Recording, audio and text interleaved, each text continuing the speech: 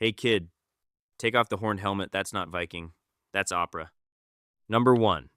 Vikings did not wear horned helmets. Not one. Not ever. No Viking Age helmet with horns has ever been dug up, and none of the written sources from the time mention them. The horns were invented by a costume designer named Carl Emil Doepler for a Wagner opera in 1876.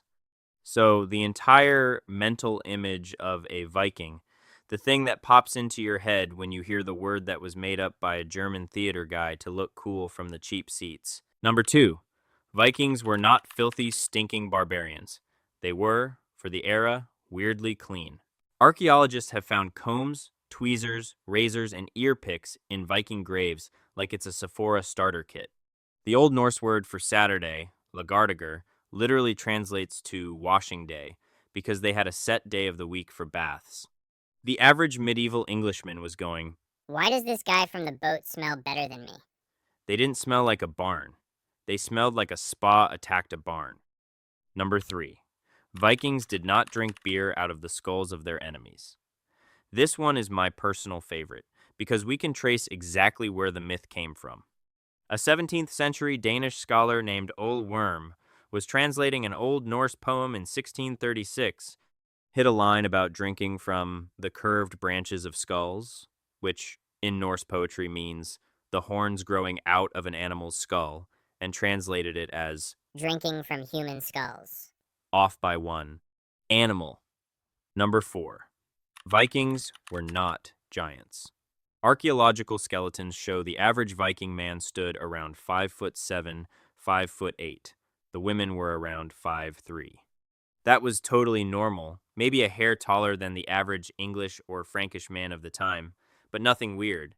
So the huge, shirtless Netflix Viking with pecs you could rest a plate on, that guy is fictional.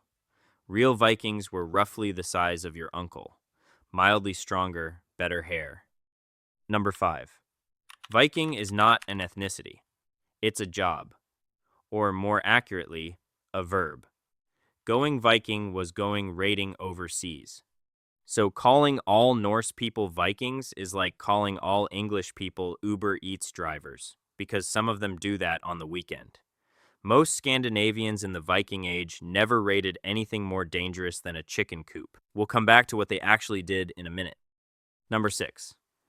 The axe was not the main Viking weapon. That job went to the spear. Spears used way less iron, were way cheaper to make, could be thrown or thrust, and had way better reach. Every Viking army was mostly a wall of pointy sticks. The axe existed and looked cool. But if you picture a Viking battle as 40 guys running around swinging axes, you're picturing about 6% of the actual army. The other 94% were just polite about the pointy end. Number 7. Not every Viking was a blonde, blue-eyed movie extra. DNA studies of Viking Age skeletons show a genetically diverse population, including a lot of redheads, brunettes, and some ancestry from as far south as the Middle East and North Africa, brought back through trade and raiding. Blonde was a beauty ideal, so much so that Vikings famously bleached their hair blonde using strong soap, which means half the blonde Vikings in the sagas were dye jobs. Number 8. Ragnar Lothbrok, the famous one, the History Channel guy, was probably not one real person. Historians increasingly think Ragnar, in the sagas, is a composite of several actual Viking chieftains, stitched together into one super Ragnar. Kind of like how Robin Hood is basically a folder someone kept dumping outlaw stories into. And even the parts that are historical are wrapped in enough legend that we can't reliably say what he did. Number 9. Vikings were not lawless brutes. They had structured legal assemblies called things, regional gatherings where free men met to argue lawsuits, hear complaints, and settle disputes. Iceland had the Althing starting in 930 AD, which is one of the oldest continuously running parliaments on the planet. So when your favorite show shows a Viking village solving problems by grunting and axe throwing, in real life, a lot of it was two guys yelling at each other in front of a law speaker while a bored crowd waited for the good part. Number 10. Norse women had more legal rights than most medieval European women. They could own property, inherit land, run farms, request divorce for reasons ranging from abuse to their husband wearing a shirt that was too low-cut real Icelandic case. Widows could refuse to remarry. Married women kept their own name. Medieval England is over there burning women for owning a cat, and meanwhile, a Norse woman in Iceland is filing for divorce because Bjorn's linen tunic was, and I quote, too feminine. I don't know if I'm calling that progress or petty, but I respect it. Number 11. Vikings reached North America. Not maybe, definitely. We've dug up a Viking settlement at Elance Aux Meadows in Newfoundland, dating to about the year 1000 AD, 500 years before Columbus's grandma was born. They explored a place they called Vinland, tried to settle it, ran into the locals, got into fights, gave up, and sailed home. So the guy who discovered America was a guy named Leif Erikson 5 centuries earlier with better shoes. Number 12. Runes were not just magical wizard symbols. They were a functional written alphabet, used for exactly the same boring stuff every alphabet has ever been used for. Yes, some runes were carved on amulets. Most runes were carved on stones going, so-and-so raise this in memory of so-and-so. Please respect. On merchant tallies going, you owe me 2 goats. Or scratched into the walls of a Byzantine church by a Viking mercenary named Halfdan, going, Halfdan was here. I am not making that.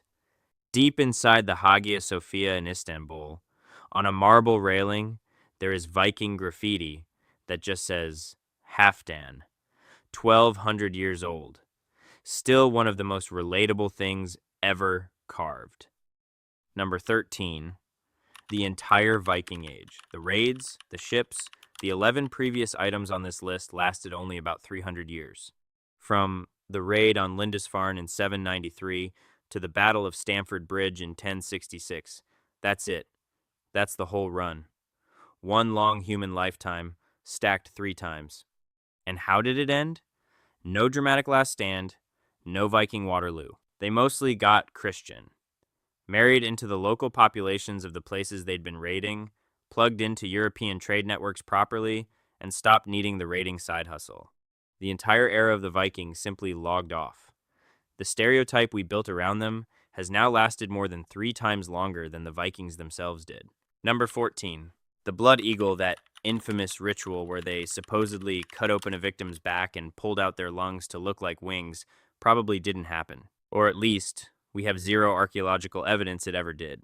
Every description comes from Icelandic sagas written centuries later, and historians increasingly think it started as a poetic metaphor for a body left face down on a battlefield for scavenger birds.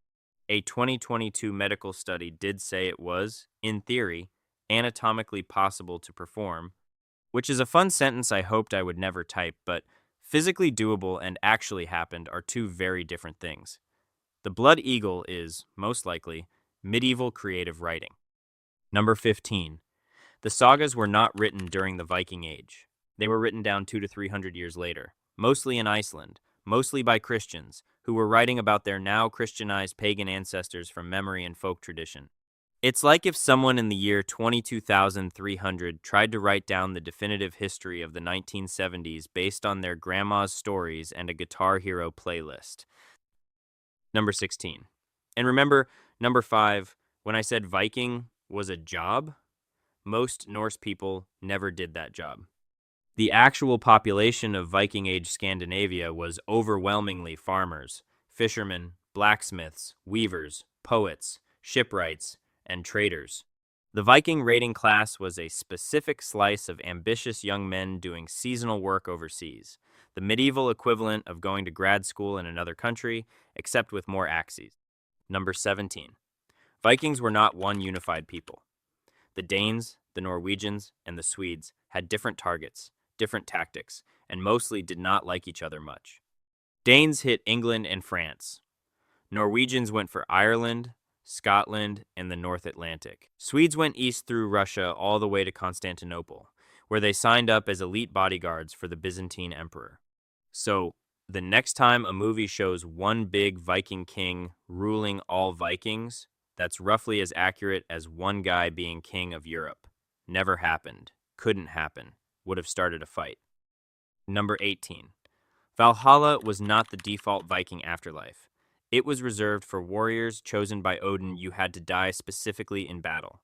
The average farmer, weaver, or grandma went to a place called Hell, ruled by a goddess also named Hel. And it wasn't torture hell. It was just a normal underworld where you kind of continued existing without the drama. So your Viking grandma is not eating boar with Thor. She is having a quiet time in hell. And honestly, after raising 9 children in a longhouse, she earned it. Number 19. The burning ship funeral is real, but almost nobody got one. Most Vikings were buried in the ground like everybody else. The elaborate ship burials, the ones we make museum exhibits out of, were reserved for extremely wealthy chieftains or ladies of very high status, and even most of those ships were buried, not set on fire. Number 20. Even though the Vikings only lasted 300 years and got almost everything about them wrong in the retelling, they are hiding in your mouth right now. Every time you say husband or law or sky or knife or window or berserk or ransack or cake, that's a Viking word. Old Norse got so deep into English that the pronoun they is technically a Viking loan. You can't insult your Viking heritage without borrowing their vocabulary to do it. The horns weren't real. The skull mugs weren't real. But the words survived. And you use them every day, in a language they helped rewrite by moving in next door and never leaving. Till next time, thanks for watching.